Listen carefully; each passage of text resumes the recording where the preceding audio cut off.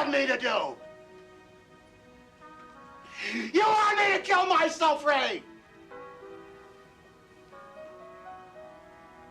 I'm already dead.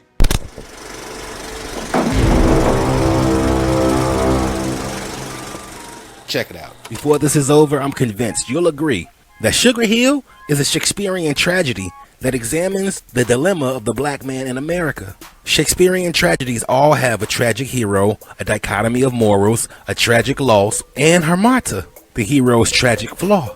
How does Sugar Hill explore the dilemma of the black man in America? Check it out.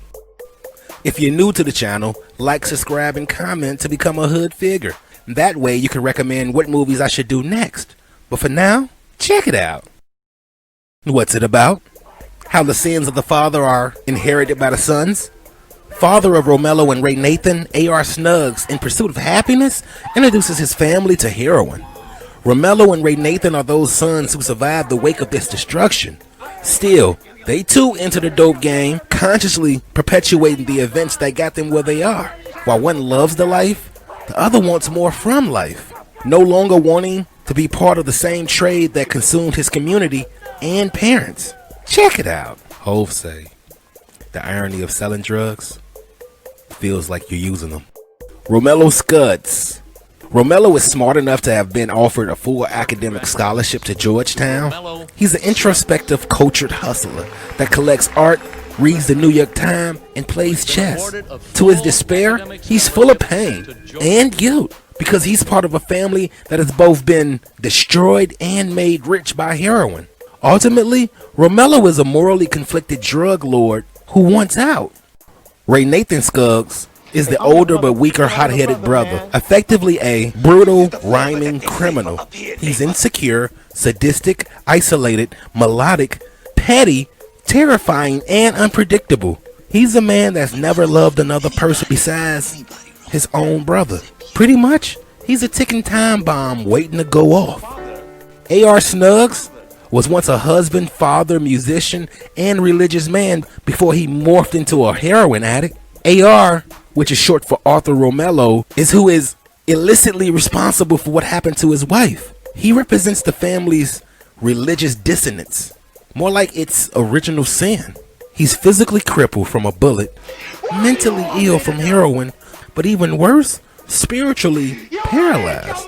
Melissa is the emotional fish out of water girlfriend of Romello. Slightly brief yet intriguing is how her unsupportive relationship with her mother pushes her into making bad decisions. She's an aspiring actress that's kind of using Romello as a way out. Gus Milano, or Milano, however you say this Italian guy name, he's an Italian crime boss that stepped up after the death of the previous boss, the guy that crippled A.R.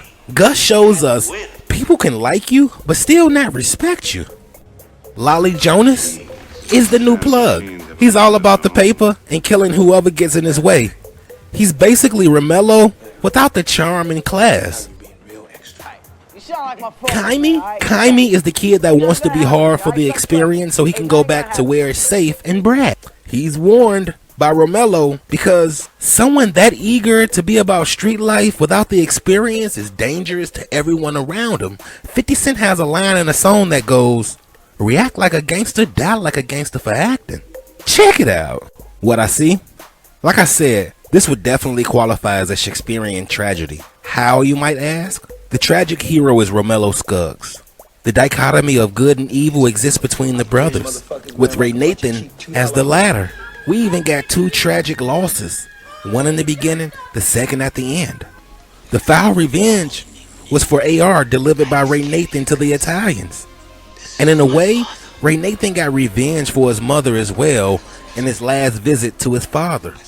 Trust and believe the use of heroin is indeed a fatal flaw, or Hamartia. Check it out. Lessons from Sugar Hill.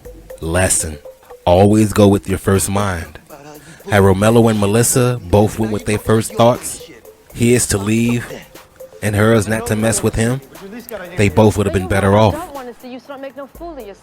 Lesson: you can't force people to be better, just like you can't force a narcotic user not to consume their thing. Lesson: never get high on your own supply, like their father did. He started using the shit. Lesson: be careful what you hate, for it can become you. Become the man you feared.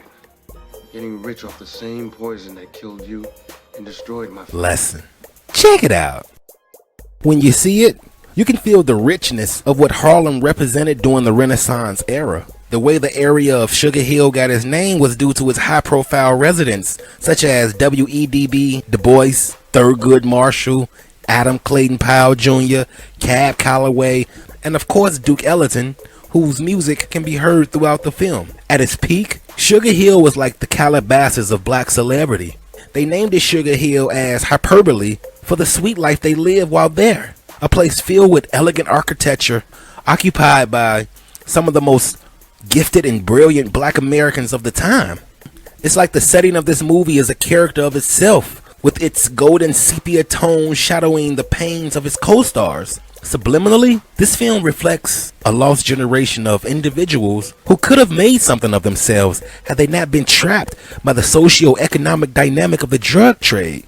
In it, the dealer is often as addicted to the life as the user, too often willing to barter self-respect and dignity for what amounts to so many as temporary prosperity. That same trade not only destroyed Harlem, it ravaged the entire black community. What happened to their mother was just a microcosm of black America. Hashtag Reaganomics. This movie parallels the dilemma of the black man if you juxtapose the Italians, the cops, or Romello's lawyer as the government. The Skuggs family now mirrors black America's uneasy relationship with our own government. That's also based on time, fear, and greed. And like the Skuggs sons, we too have seen this same government destroy our people and strip them of dignity, yet we continue to foster a relationship with it just to get by. And if you want to go deeper, Raynathan is the nigger version of African Americans, and Romello is more what we consider black, if you know what I mean. Check it out. Is it really better if they just think it but never say it? I'm saying, real question, can we ever escape the narrative of the black man as a nigga? If not, should we embrace it? Africans, white folks, the legal system, all consider the black man as some monolithic nigger. Raynathan sees his brother as his better half. The question we should ask is, how do we see ourselves? To truly appreciate Sugar Hill, you have to understand the relationship between A.R. and his sons. When Romello visits A.R., there's a visible pain as if he's standing before an emblem of terminal self-destruction. Same time, Raynathan's bitterness towards their father is double-edged. While enthralled with the feeling of power that comes from hustling, Raynathan is tormented by the death of his mother and blames A.R. for introducing her to it. It's not until you take a step back that you realize the weight of guilt he must be feeling, playing a role in the death of both of his parents. Sugar Hill makes it clear the hood was a pleasant, prosperous place prior to the poisonous introduction of addictive drugs. At least Harlem was. That's partly what birthed the Renaissance. It also takes shots at the middle class, represented by Romello, whose immoral ruthlessness is often cloaked behind a refined rendering of the African American dream. Too bad he's all too willing to roll his community into a snake pit, for more gracious accommodations. Which is why niggas like Raynathan and only a small minority of black people loathe Romello. He's part of the problem, and in that regard, he's no better than Lolly. Sugar Hill also makes it clear that moral greed is a worldwide phenomenon transcending race and religion. And since the slave trade of today is the drug business, the same kind of people like those Nigerians who sold heroin are the same kind who sold other Africans centuries ago. Oh God. In many ways, Sugar Hill is the counterbalance to what New Jack City was. Both are written by Barry Michael Cooper. This movie is not a period piece, although the golden tones and the sad jazz says different. The only reason we're hearing those classic vibes from artists like Duke Ellington or Cab Calloway is because they contributed to how Sugar Hill obtained its name. So, there you have it. A Shakespearean tragedy blended with the dilemma of the black man in America. It's not a lot of films like this, despite the Carlito's Way comparisons. Whether it is to be or not to be, I hope you're taking care of yourself and choose wisely. I'm Fox. This is Check It Out. As always, I appreciate you. And thank you for watching, man, and being a hood figure. Time for them extras, man. Extra thoughts, comments, and probably questions. The scene where Romello and Melissa stand on opposite sides of the gate on 106th Street, that same building is the Carter from New Jack City. I don't care what nobody say, Buddy always gonna be Eddie Kane to me. Big up to the director for going out the way to honor and respect Harlem. You gotta appreciate how instead of glorifying the grittiness, he focused on its regal aspects. Shouts out to you for that, my mans. Let me know if there's any lessons I forgot or left out or that you noticed or picked up on, you know what I mean? The only question I got, I already asked in the closing, which was, is it really better for someone to think you're a nigger but never say it? And while you got me talking, can we ever escape the narrative of the black man as a nigger? And if not, are we wrong if we embrace it? I don't know, but appreciate your answer. Share your thoughts. Let me know what you think about it. But I'm Fox.